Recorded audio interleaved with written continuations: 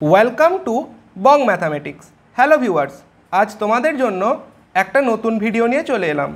তোমাদের মধ্যে যারা বিহার স্টেট ম্যাথামেটিক্স 2024-এর পেপার 2 এর পরীক্ষা দেবে, তারা ম্যাথামেটিক্স সাবজেক্টের জন্য কিভাবে নোট বানাতে পারো তারই একটা স্যাম্পল হিসেবে আমার হ্যান্ড রিটিন নোটস আজ তোমাদের শেয়ার করছি।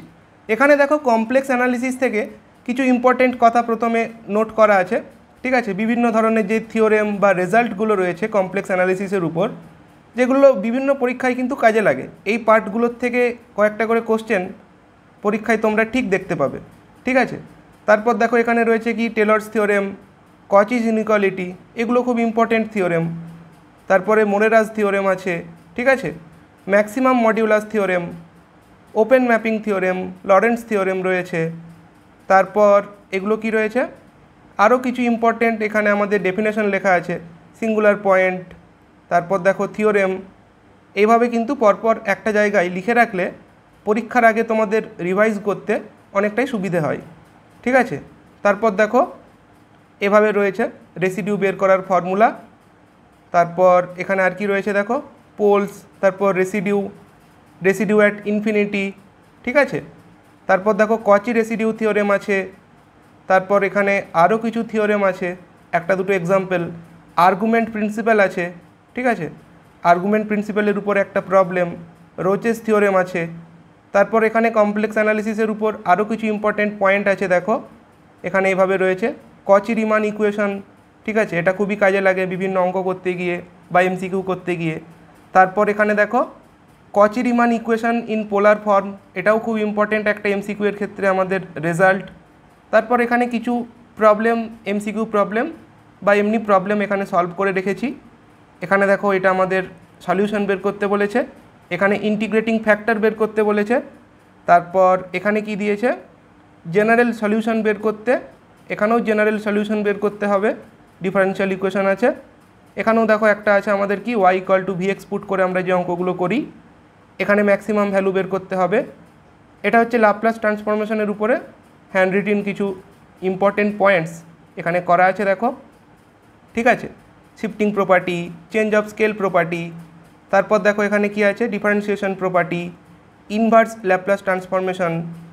এখানে একটা টেবিল আছে, একটা ফাংশন যদি দেওয়া থাকে তার ইনভার্সটা কী করে হবে বা ইনভার্স ট্রান্সফরমেশনটা কী করে বের করব, এটা nth অর্ডার ডেরিভেটিভের ক্ষেত্রে।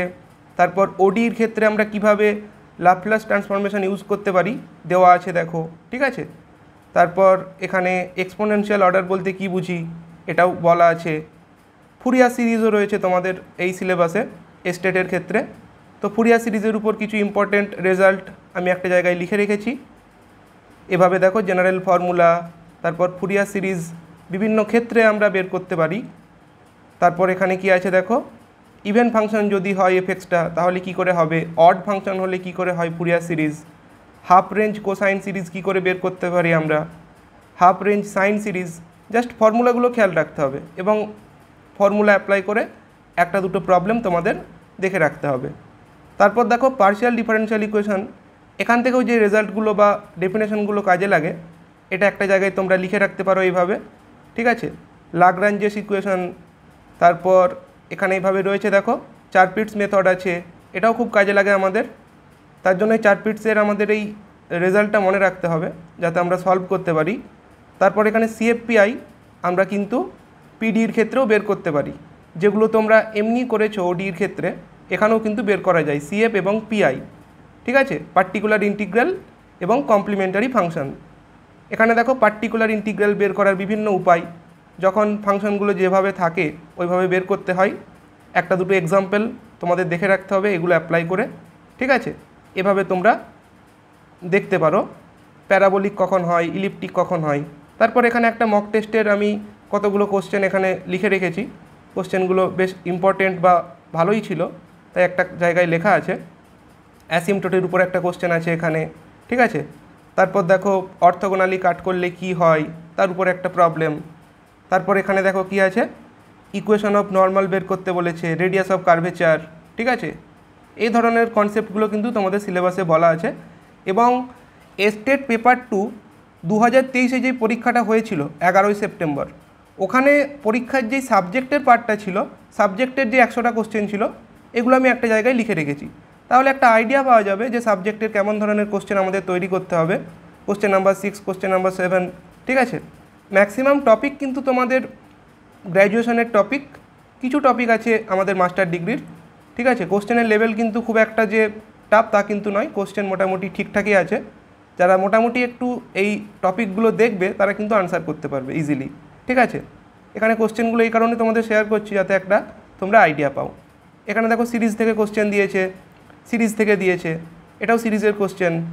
ডিফারেনশিয়াল ইকুয়েশন দেখো, প্রত্যেকটা জায়গার থেকে কিন্তু কোশ্চেন আছে। সিলেবাসে যেমন বলা আছে প্রত্যেকটা টপিক তোমরা যদি একটু করে দেখে রাখো তাহলে কিন্তু কোশ্চেনগুলো করতে পারবে। এক্স্যাক্ট কখন হয় একটা ডিফারেনশিয়াল ইকুয়েশন, এগুলো যেমন পিডি থেকে দিয়েছে। দেখো এই যে পার্টিকুলার ইন্টিগ্রাল বের করতে দিয়েছে দুটো, ঠিক আছে। জেনারেল সলিউশন বের করতে দিয়েছে। তারপর এখানে দেখো আমাদের আর একটা দিয়েছে গ্রুপ থিওরির থেকে আছে, মানে abstract algebra, normal sub group, এখান থেকে কোশ্চেন আছে। তারপর দেখো জেনারেটর থেকে কোশ্চেন আছে। তারপর লিনিয়ার অ্যালজেব্রা, ঠিক আছে, এখানে আইগেন ভ্যালুর থেকে কোশ্চেন আছে। তারপর ম্যাট্রিক্সের ইনভার্স থেকে কোশ্চেন আছে, দুটো কোশ্চেন দিয়েছে। ক্যারেক্টারিস্টিক পলিনোমিয়াল থেকে দুটো কোশ্চেন আছে। এরিয়া বের করতে বলেছে দেখো, এগুলো আমাদের ভেক্টর অ্যানালিসিস থেকে, ওই ডাইভারজেন্স থিওরেম, স্টোকস থিওরেম ওগুলোর থেকে দিয়েছে দেখো। তারপর ফাংশন অফ টু ভেরিয়েবল থেকে আছে, কমপ্লেক্স নাম্বার বা কমপ্লেক্স অ্যানালিসিস থেকে আছে। দেখো অনেক কটা কোশ্চেন এখানে রয়েছে কমপ্লেক্স অ্যানালিসিস থেকে। কমপ্লেক্স ইন্টিগ্রেশন, যেগুলো আমাদের কচি রেসিডিউ থিওরেম দিয়ে করতে হয়। মেট্রিক স্পেস থেকে কোশ্চেন আছে, দেখো অনেক কটা কোশ্চেন মেট্রিক স্পেস থেকে আছে, 4-5টা আমি দেখতে পাচ্ছি এখানে। তারপর দেখো ভেক্টর থেকে আছে আবার, ওয়ার্ক ডান বের করতে বলেছে। তারপর এটাও ভেক্টর থেকে আছে, ঠিক আছে। তারপর 77 দেখো এসএইচএম থেকে আছে, simple harmonic motion. 78 numerical analysis, ঠিক আছে, নিউটন র্যাপসন মেথড। তারপর দেখো অপারেটর থিওরি, যেগুলো তোমরা এসএলএসটিতেও পড়েছো এই টপিকগুলো। তারপর দেখো এখানে কনভেক্স সেট মানে এলপিবির থেকে আছে দেখো, ঠিক আছে। কোশ্চেন নাম্বার 88, 89, 90 এগুলো হাইড্রোস্ট্যাটিক্স থেকে আছে, 90 কোশ্চেন। 92, 93 দেখো, 94, তারপর 95, 96, 97, 98 প্রবাবিলিটির থেকে আছে, এবং 99 কোত্থেকে আছে প্রবাবিলিটি, ঠিক আছে। আর 100 এটাও প্রবাবিলিটি। তো এই ছিল আজকের ভিডিওটা হেল্পফুল মনে হলে কমেন্টে জানাবে। Thanks for watching.